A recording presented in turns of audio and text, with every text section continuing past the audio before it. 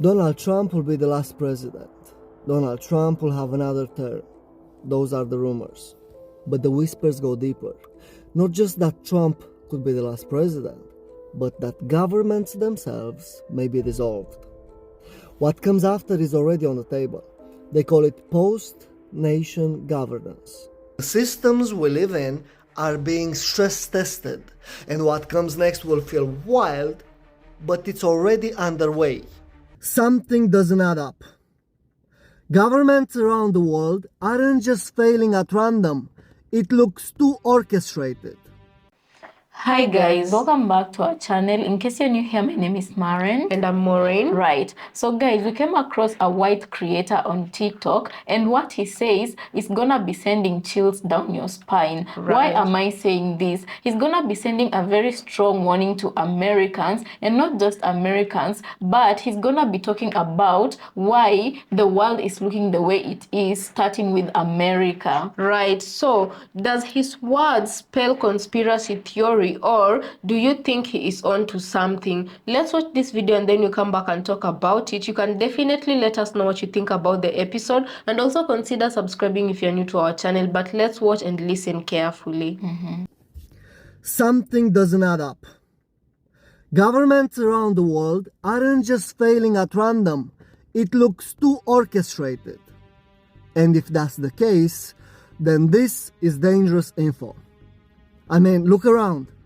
Energy grids collapsing, food systems stumbling, parliaments in constant deadlock. Leaders suddenly look incapable of solving even basic problems. That's not just bad luck. That's stagecraft. The elites are trying to abolish governments. The reason why governments around the world look incapable in the past few years, it's not random. Not at all. Fact. In places like the World Economic Forum, the UN's development programs, and private think tanks, they are already talking about post-nation governance. A future where borders and politicians fade, replaced by algorithmic management. Smart cities run by code, resources distributed by digital overseers. AI not just assisting government, but being the government. Now, AI governance in itself isn't evil. It could mean fairness, efficiency, decisions made without human corruption, but only if it was neutral. Open code, public servers, oversight by truth, not profit. But that's not what's being prepared. Right now, the servers belong to corporate giants. The algorithms are written by private labs. Oversight? Nobody. Which means the people would be trading flawed governments for something worse. A control system you can't vote out, can't question, can't even see. Fact, the EU has already passed laws for AI oversight boards. Fact, the UN's 2030 agenda speaks of automated monitoring of resources and populations. Fact, defense departments are testing predictive governance models as we speak. The collapse of trust in governments isn't an accident, it's a setup. The replacement isn't democracy reborn, it's governance by machine, owned by the same few who hollowed out the old system. Everyone thinks the future is about innovation, AI, smart cities, green energy, but that's the cover story. The real future is about reducing the human surplus without a single bullet fired. And the system that is being built makes it look like progress. In the old world, humans were assets. More people meant more labor, more soldiers, more taxpayers. But technology flipped the equation. When automation does the work, people become liabilities. They consume resources and they produce nothing. From a corporate state perspective, they are dead weight on the balance sheet. Now, what happens to liabilities in any system? They are minimized, quietly, efficiently. You don't announce population reduction.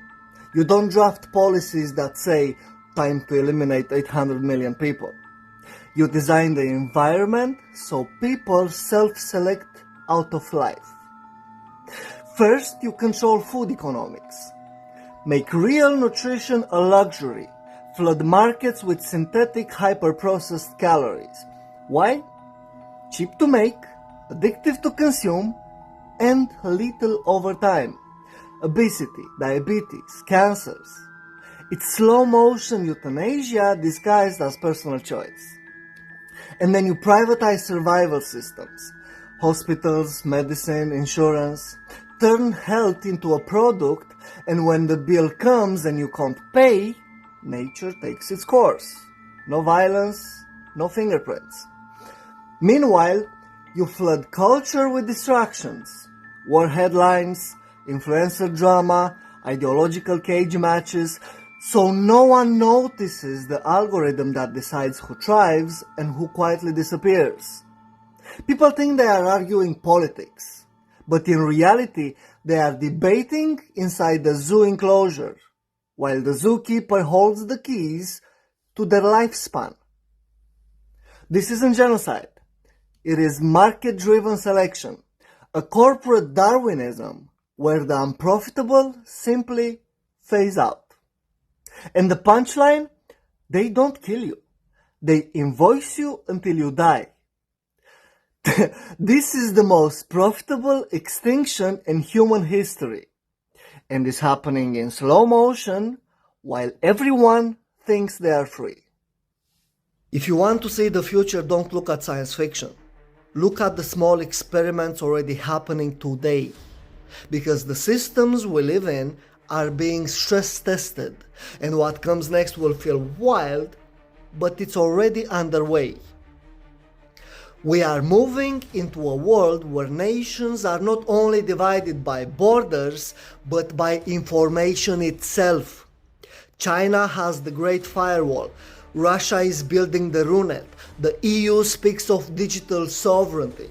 Soon your passport won't just decide where you can travel physically, it will decide what you can know digitally.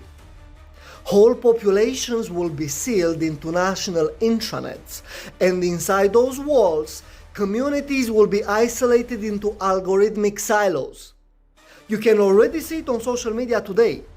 What happens in one community never reaches another. And then comes the economy. Central bank digital currencies are already being piloted.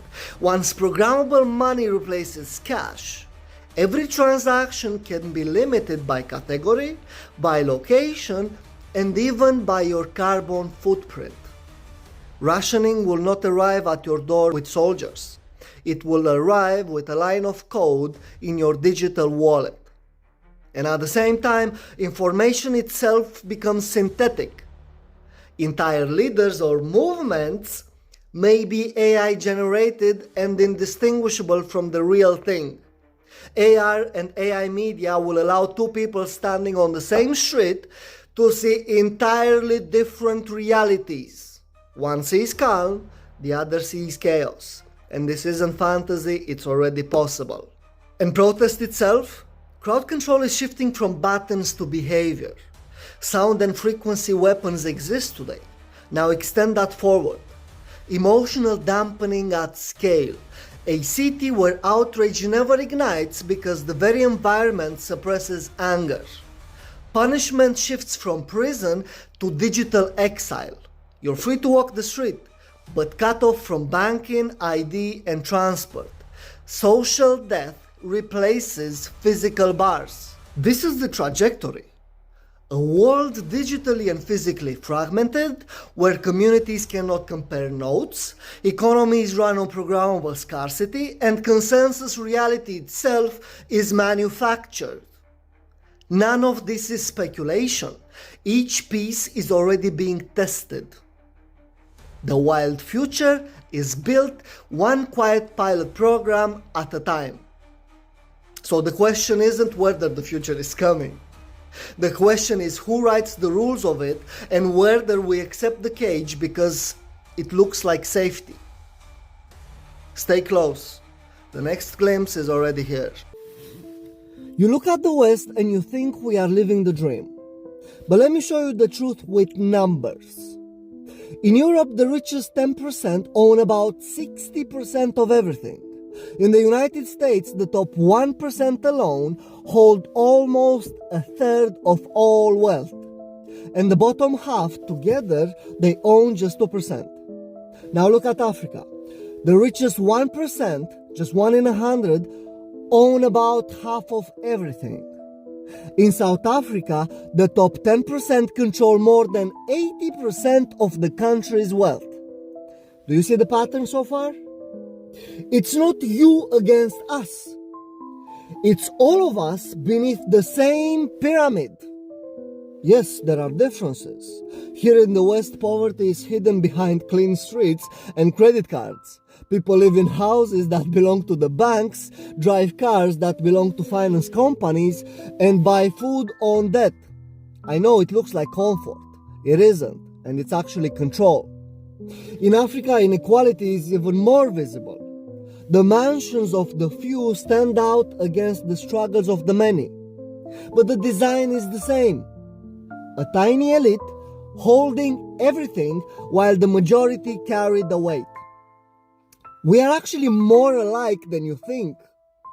You are told that we are rich, but most of us are drowning in debt, stress, poison food, and illusions. And we are told you are poor, but your lands are rich, your spirit is strong, and still the same sharks feed on you. So let's be clear. The problem is not that Africans lack or that Westerners have. The problem is that everywhere, the wealth of nations is captured by the few, while the many are told stories to keep them divided. So, you think we are your enemy? We were told you are ours. But the truth is actually simpler than that. We are all being lied to. And as long as we believe the lie, the pyramid stands. Right now, multiple regions are in open unrest. Nepal, France, Serbia, Mali, Iran. And they have different contexts, but the signal is the same. Societies have reached their breaking point. Human populations under stress follow a measurable cycle. First, adaptation. People absorb shortages, restrictions, and corruption. But when the perception shifts from temporary measures to permanent hardship, tolerance collapses. And that is the inflection point we are seeing.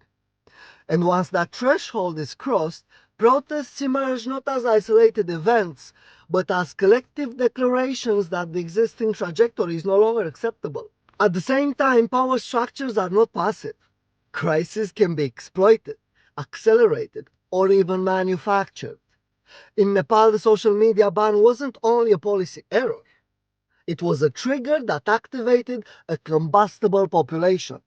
In France, blockades are fueled not just by anger at government paralysis, but also by competing political forces who benefit from destabilization. In Mali, the junta's moves to dissolve parties are a calculated attempt to consolidate control, even at the cost of unrest. This is where geopolitics and human behavior converge. The grievances are real, but the ignition points are often managed. Leaders know that collapse can be functional. It resets the board, creates justification for emergency measures, and reshapes the rules of governance.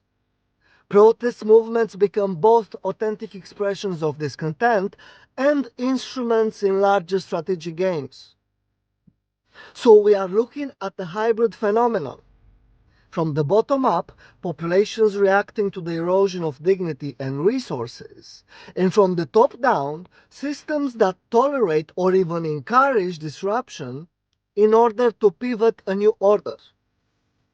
The central question is not whether protests are real or engineered, because they are both.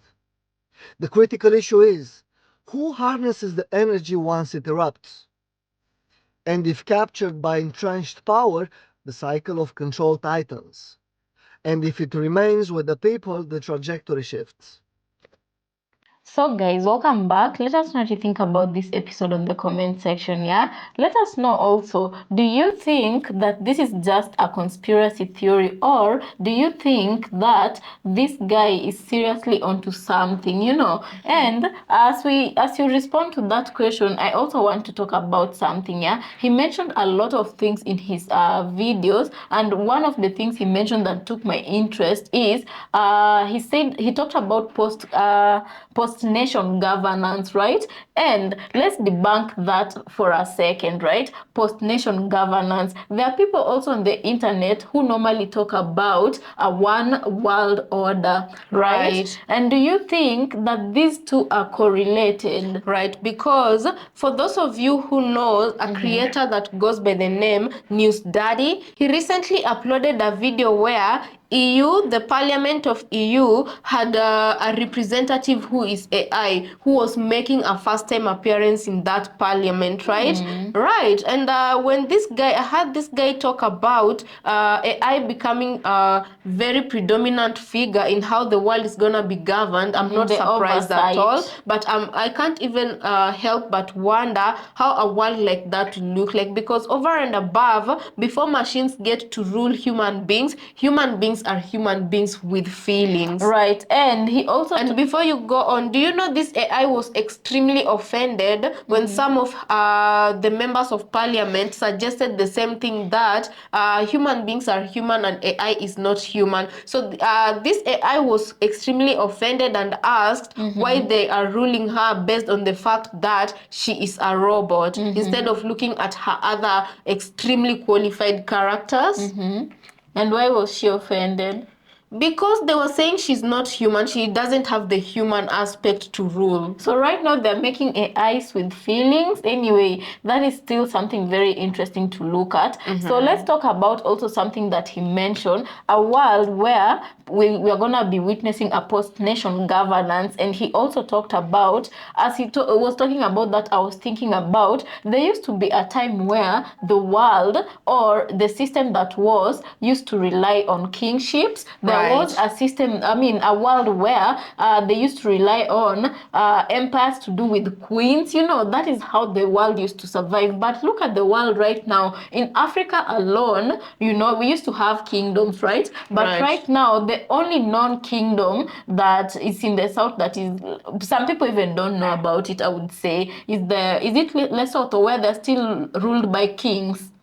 I don't know if it's Lesotho or Eswatini. Eswatini, I think it's Eswatini, as a country in the south, where it's a country, but it's ruled by kings and queens, right? And you also look at a situation in Britain, where Europe, where UK they have monarchal family. But how many right now are considering that as a relevant thing, or they're seeing the importance of it? What am I trying to say? There also used to be that system, but right now it's normal. And somebody or some people somewhere decided that the world can no longer be ruled by kings and queens. Instead, let's put on heads of states, that being the presidents, right? Heads of state who are going to be acting as oversight, and who are going to be carrying out the interest of, I don't know what to call them. In this case, it doesn't even sound right to say the 1%, because I feel like they're bigger than even the 1%. Right, and regarding Eswatini, yes, it is ruled by a king, and the current sitting king right now is called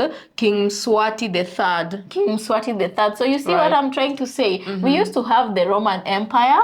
The Roman Empire also had a leader. Right now, people don't look at empires in terms of being led by kings, but empires in terms of something like America. You know, United States of America having a head of state, and them being an empire, not because of how they build their kingdom, but because of how they build their country on technology, infrastructure, and all of that, you know. Right, and another thing he spoke on was healthcare system, and how people are eventually gonna, you know how when they usually say survival for the fittest, right? So people are eventually gonna unalive off, because right now the labor of human beings is not necessarily what all these techie companies are gearing towards, because they have robots Other and whatnot. alternatives. And so because they see these said human beings as a waste of space, they're just gonna let them unalive naturally and by themselves and make money Natural while at it. selection, yeah. I did feel like that was quite a very interesting perspective, and it made me look at things in a very different way, and it makes sense,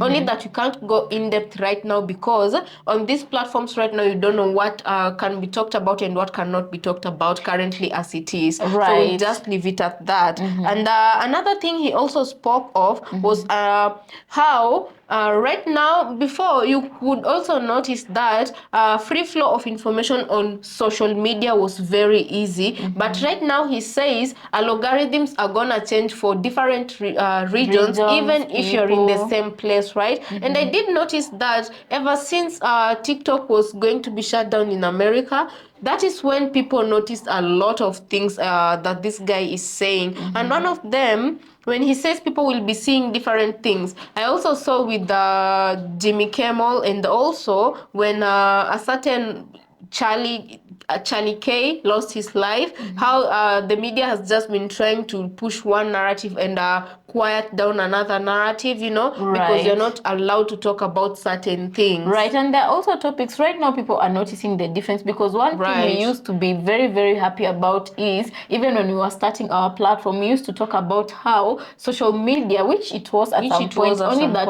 it has grown to a place where it's being corrupted, but we used to talk about how social media was such a good blessing to the world, because it made the world up the eyes of people around the world, and especially because we are in Africa, let me just talk to what it did to Africans, right? Yeah, especially during the pandemic, we used to talk about how social media has made the world a small village, right? Yeah, go on. So during the pandemic, that is when a lot of Africans, especially we Kenyans, our eyes opened up to what Americans go through, and I'm talking about Black Americans, because before TikTok, because I can remember around the time of pandemic, 2019, 2020, that is when TikTok picked up in Kenya, right? And after TikTok picked up in Kenya, that is how we also got to know about George Floyd, because when what happened to George Floyd happened, Africans began opening their eyes to what white treatment can be towards the Black Americans, right? And a lot of Africans were like, if Black Americans go through this on a daily basis,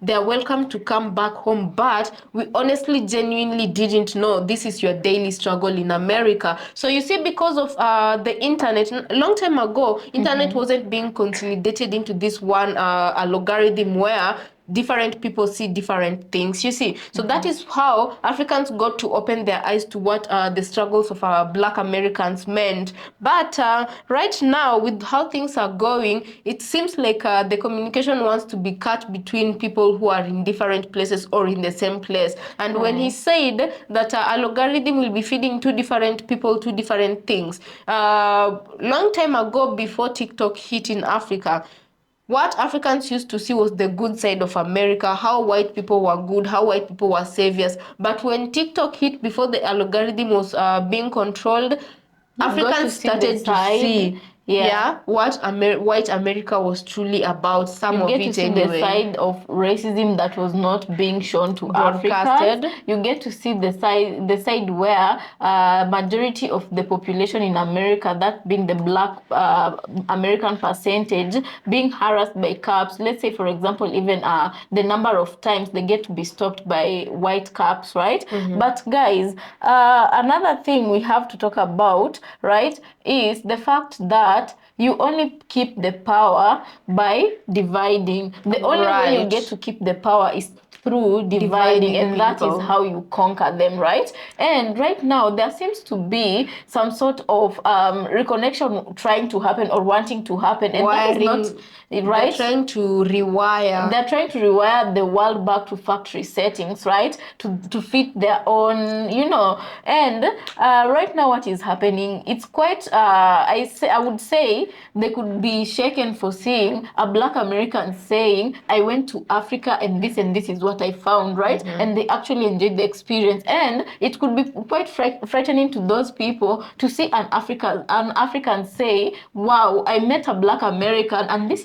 is what happened, And then it could be quite bad for them to also see a situation where they're trying to see like the recent case that happened that right now people are getting fired over, right? It would be like, maybe if it was according to them, they would be showing a certain side, a narrative they want to spin, and this other side, a narrative they want to spin, just like what happens with pictures when school pupils happen and they use a Black student to try and explain the situation that happened in that school, even though and then that Black student other was social the media victim. users come up to say the truth, that the Black student was the victim and not the perpetrator, So all this just makes me wonder, because also when he said, right now it seems like a lot of, and we've often been asking ourselves, why does it seem that a lot of governments are crumbling right now? Because just the other day we also covered a story on French government collapsing, right?